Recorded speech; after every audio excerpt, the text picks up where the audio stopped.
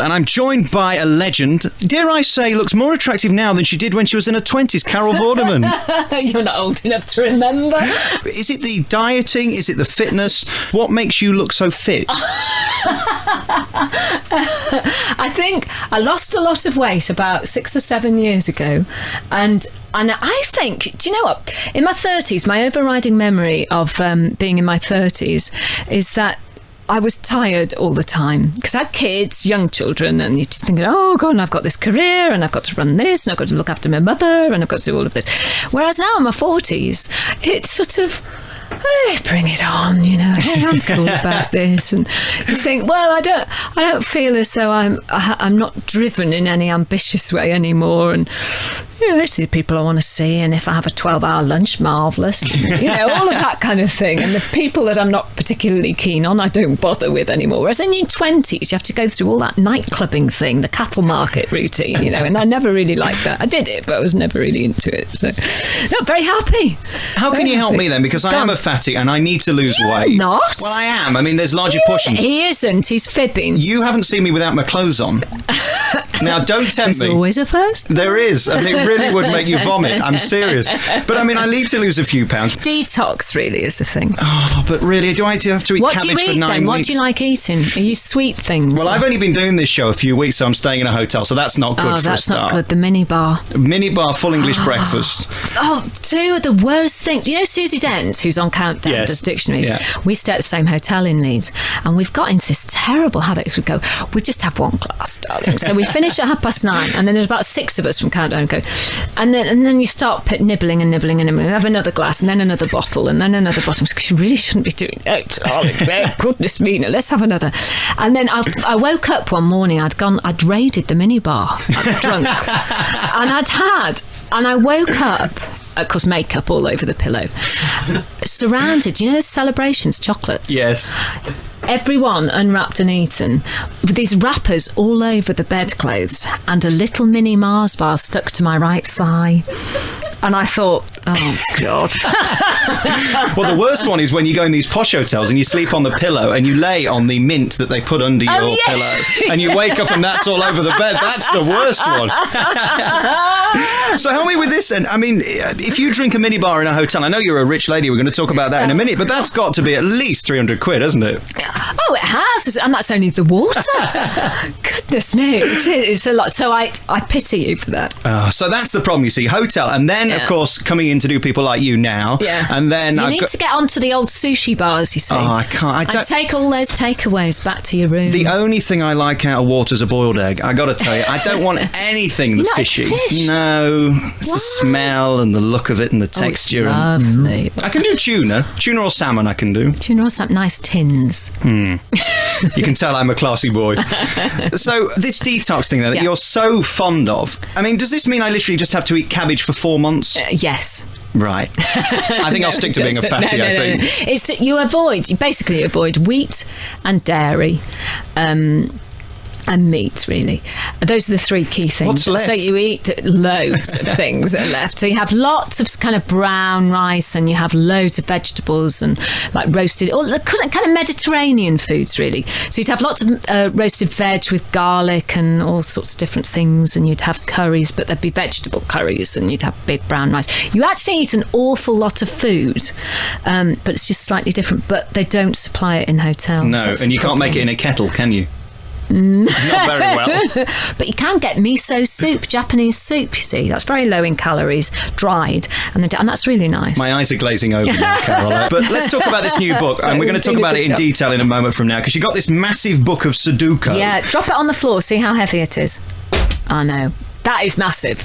It's almost as big as my piles, actually, to be honest with you. And this book, then, I mean, this is a phenomenon, isn't it? Everybody loves this Sudoko. I know. What does it mean, for a start? It doesn't mean anything. Well, it does. It means the single number, but it's a made-up word. Right. Yeah. I met a lady, the actual lady, who married Mr. Ernie Doku 27 years ago, and has had a real life. She lives in East London. She had a real life called Mrs. Sudoko for 27 years until this one. That's Poor woman. I got her autograph.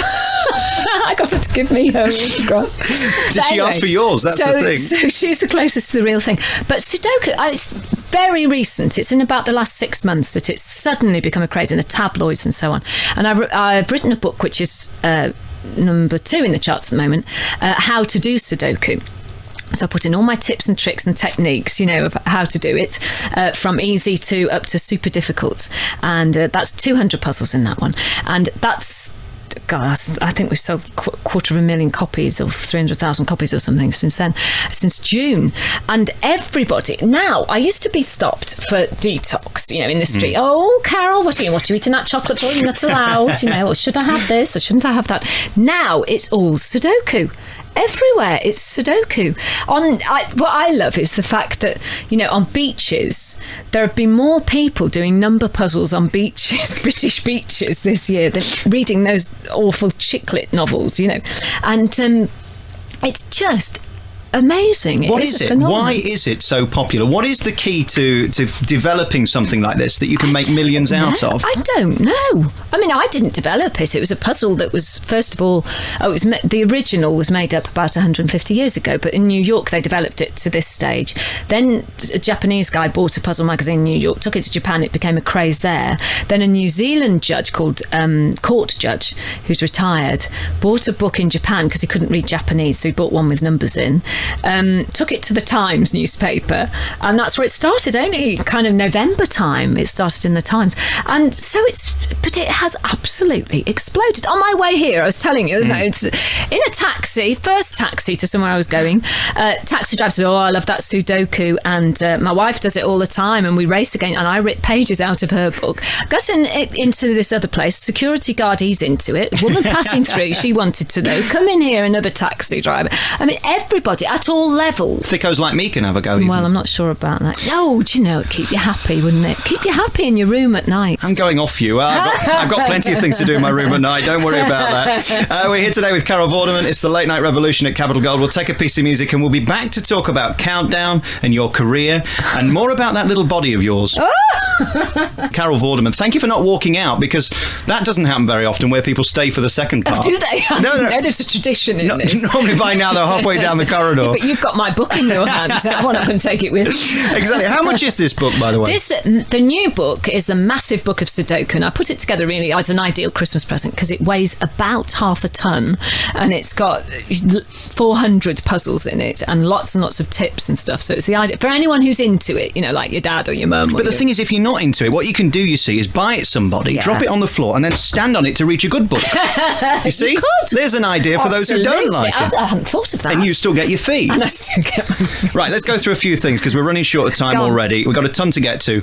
Your career. I've never seen really anybody actively slagging you off in the press. People seem to like you, don't they? How have you managed that over so many years? Oh, threatening them. I didn't know whether bribes. Or sleeping with them.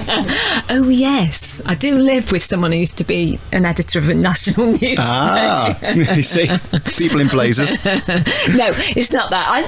I do get slagged off a lot. I mean, I used to get slagged off all the time. I mean, for what a war.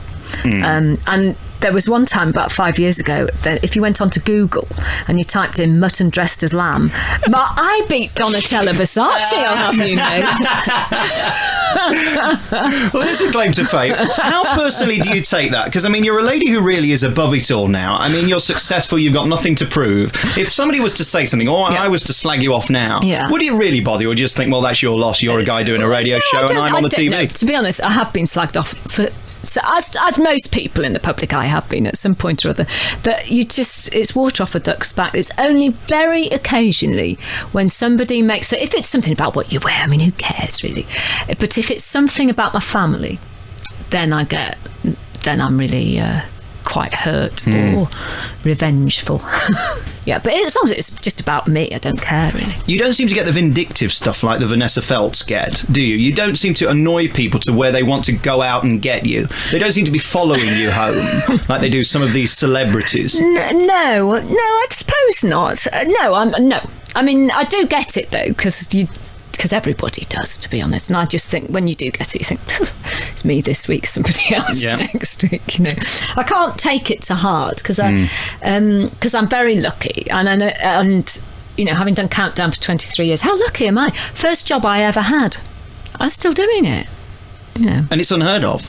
It is unheard of. What a fickle industry we all work in. You know, I mean, now 23 weeks is a miracle in TV, isn't it? Let alone 23 years. I know. It's like on television. They say, right, we're commissioning this series, you know, and usually if it's primetime series, it's like, it's a series and we're giving you 6 shows. Fantastic, big contract. Countdown is always booked for, right, how many? So that's Countdown. And the last 2 contracts have been like this. So how many shows am I signing up for? That's 1,250 programmes. And that's no joke. You know, that is the contract. You go, I'm signing to do how many? 1,200. Marvellous.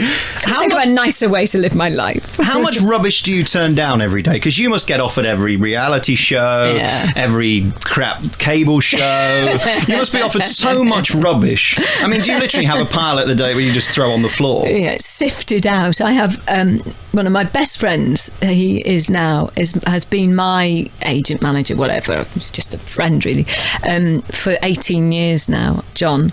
And John works and lives out of Bristol. And I'm doing some commuting to the office. He works at home.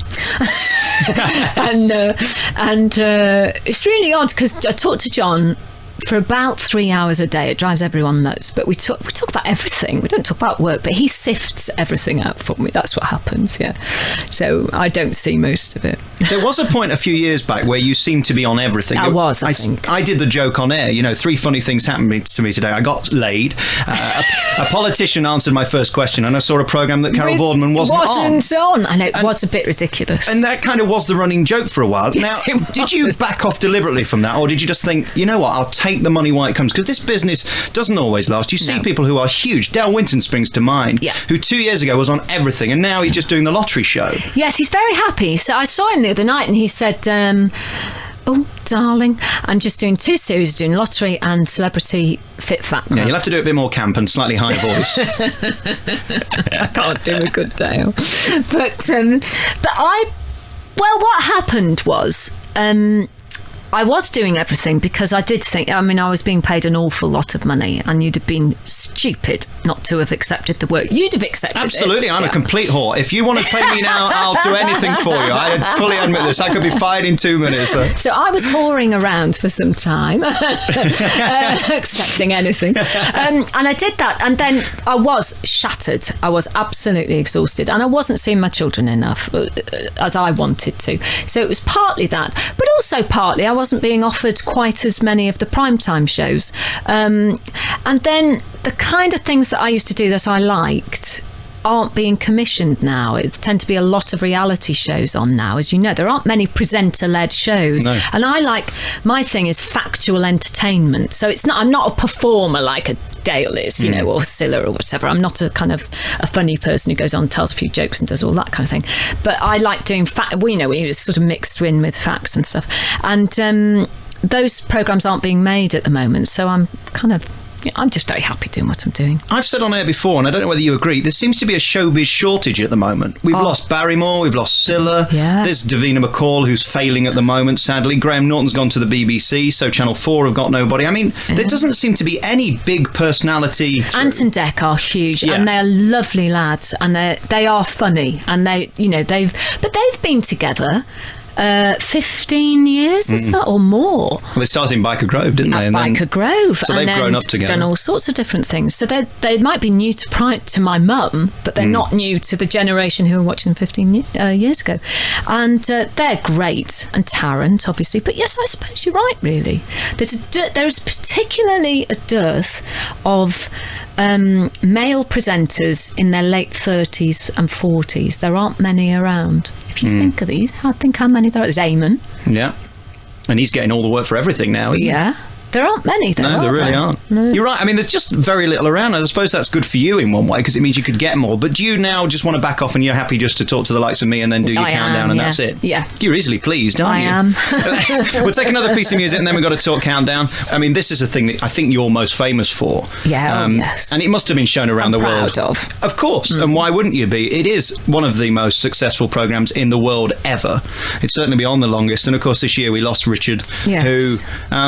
in a way was mocked by many but loved by all, wasn't he? Yeah. And that's so rare that people kind of knew that he didn't take himself too seriously and that he could laugh at himself, so we were okay to laugh at him. Absolutely. And because as you know, obviously you've seen Countdown many times over the years, but he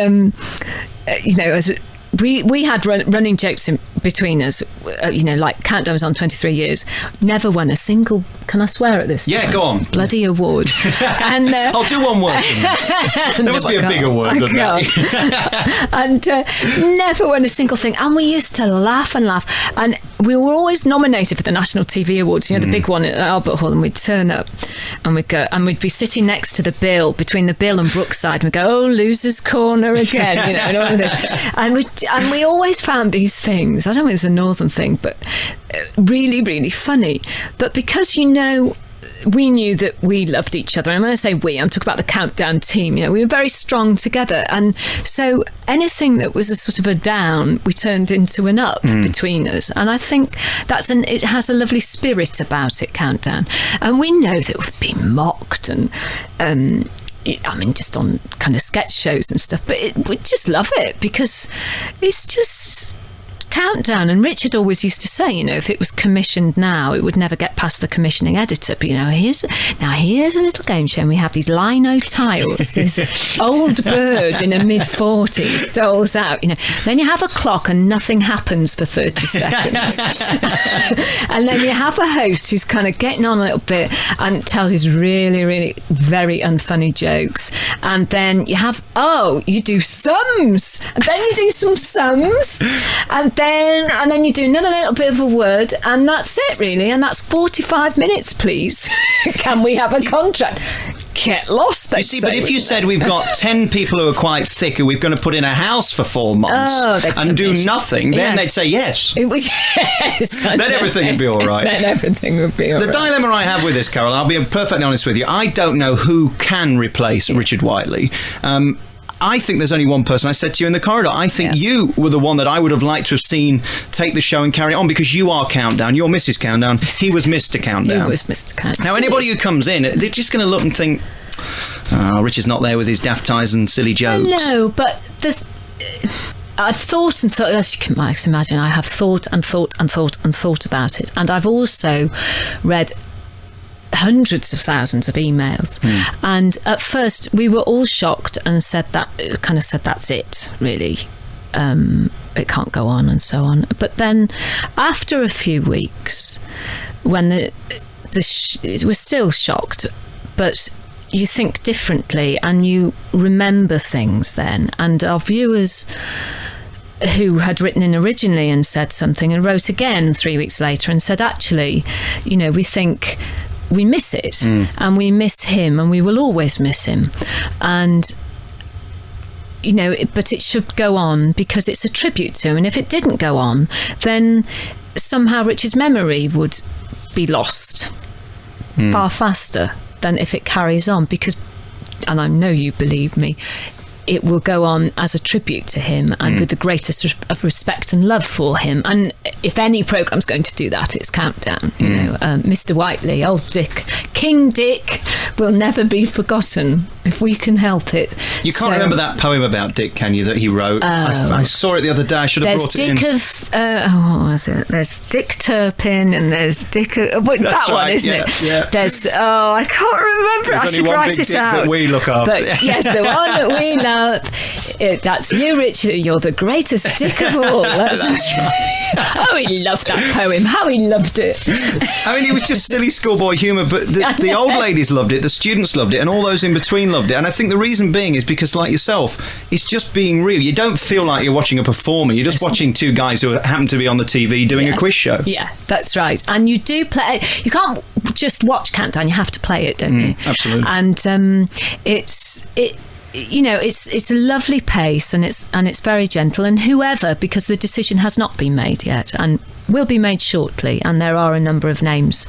Will you be a big part in that decision? Yes, and it will have to be someone who loves the programme. Of that, there's no question. So, and if they love the programme, then they will have respect for Richard and everything that he did. And everyone who works on it, we're all part of the Countdown family, and I think it's right that it carries on now. I have to think that the other way round. What happened if I had passed away, an accident or something, what would have happened? And I think I would have wanted it eventually to carry on, and it's been off air. It will have been off air for 3 months, and I think that's... Here's the question of the interview. Go on. If the tragedy happened and something happened to you tomorrow, who would you want to replace you? Who would I want to replace? Oh, I don't know.